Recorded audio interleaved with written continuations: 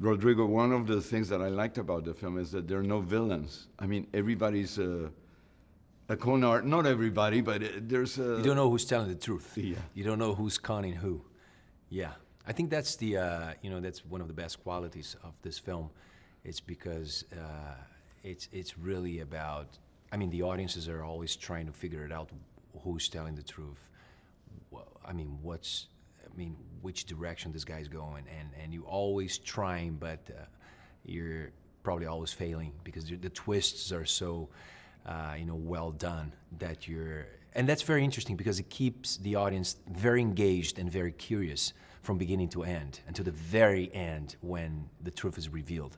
I know it's a romantic comedy, but at the same time, I think it's also a thriller, a film noir. It's many things, and that's why it keeps you on the edge. You never know what's going to happen. Right? Yeah. Was it very enjoyable for you to read the script, and if you felt the same way as I felt when I saw the film? Yeah. It's I have worked with these directors before in a film called I Love You, Philip Morris, a couple years ago. And when they, called me for this, even before reading the script, I knew it was something interesting because they were very smart. And when I read the script, I loved it. I thought it was really smart. But even more interesting is their process on set, because they know exactly what they want. But because they are writer-directors, they have the freedom to explore and maybe change things on set, on the day. And it happened a lot, We improvised, we tried different things for scenes, and okay, let's do this, this way or the other way.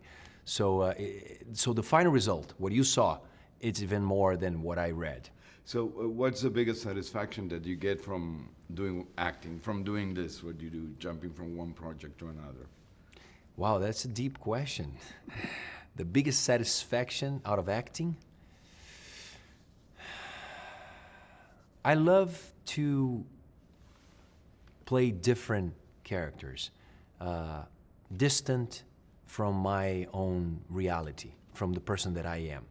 I do have an appetite for different stuff, more eccentric characters sometimes, because that's when I learn about life, about human beings.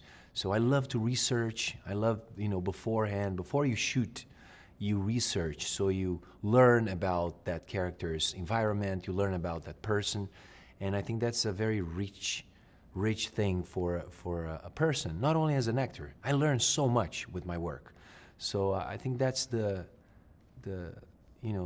most interesting thing that I get out of it. So Rodrigo, what's the biggest conflict, if any, between your character and Will Smith, Nicky? The biggest conflict? Conflict among those characters, if any. Okay. I know you played this millionaire, eccentric guy. And yeah, he's a racing car team owner, and he hires Nicky, Will Smith's character. So he thinks, Garriga, the character I play, thinks he has the situation under control. His right-hand man tells him, look, you're hiring a con man. That's what they do. They cheat, they will, this guy's dangerous. But Garriga thinks he has everything under control. And the interesting thing about this character, Garriga, to me at least, was that he takes himself very seriously. It's all about his reputation. It's all about his self-image.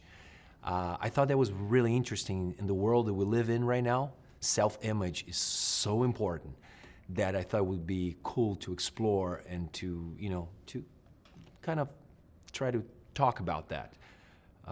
The biggest conflict between the two is that who is smarter?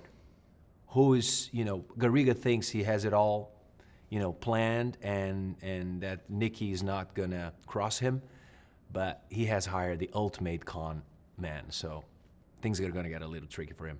So, being in your position, do you think fame is damaging?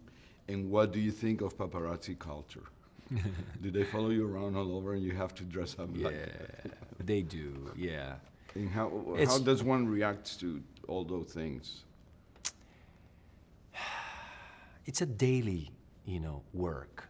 It's not like, it doesn't go away like this. Fame, paparazzis are a consequence of, you're being known. You don't have to be an actor. Anybody that is, has a public persona will eventually go through that, and we'll have to deal with paparazzis, with the invasion of your private life. Just have to deal with it. You have to deal with it, and I think there's no formula. You know, each person find their own way to deal with it. I try not to be locked in a cave. I do things. I go to the market. I go to the bank.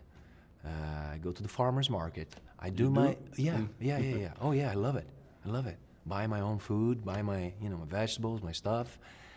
You gotta live. You gotta So, but yeah, it's tricky. Sometimes they're out there. They follow you, especially when they think there's something in the air. They want to catch something.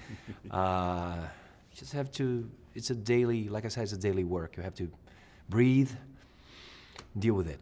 When it comes to Hollywood or this industry, for many people, Hollywood is a state of mind, and it's very open to outsiders. Like people, you don't have to be, you don't have to be born in Burbank to be an actor and being accepted. And how do you feel about the way Hollywood treats people who come from other places and other cultures? That's the main. You just said the main. In my opinion, the main characteristic of this market, this place. It is open. That's why you have foreigners from all over the world. It is an open market. There are many opportunities. It's just not that easy to go through it and to, as they say here, to make it. Especially because it's so open that the competition is huge. It's a world competition. So let's say in Brazil, I would go for movies and or even to audition for something. Then I have other actors from the same country competing for that part. Here you have the whole world. So let's say they want a character to be played by a foreigner. It's not Latin.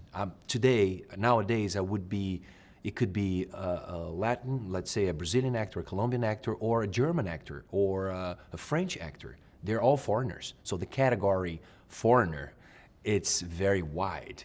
So in that way, it's a big competition, but it's definitely a very open market, global. So what keeps you going? Why do you keep doing what you do? And what would you be doing if you were not an actor? If I wasn't an actor, I think I would be working with documentaries,